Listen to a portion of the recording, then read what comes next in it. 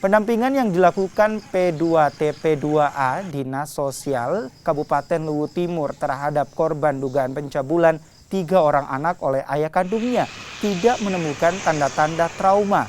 Dalam laporan awal juga tidak ada bukti yang diberikan, melainkan hanya laporan jika korban diganggu oleh ayah kandungnya. Dinas Sosial Luwu Timur juga siap mendampingi korban jika ada bukti baru yang akan dilaporkan ke pihak kepolisian.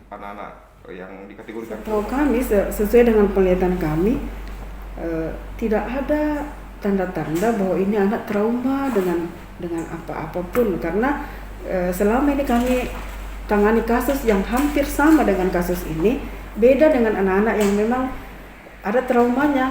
Jadi saya membandingkan dengan ketiga anak ini, saya beranggapan bahwa belum ada trauma pada saat itu. Karena selama ini saya tangani kasus yang lain, kalau saya lihat yang anak-anak lain dengan anak-anak yang 3 ini sangat berbeda dengan traumanya. Saya sempat berikan testimoni kepada orang tuanya bahwa ada kasus pernah saya tangani, kebetulan juga salah satu di Kecamatan Luwu Timur. Ada satu kasus, memang anak itu trauma, baru disebut namanya orang tua, orang yang mencabul, langsung dia nangis dan gemetar.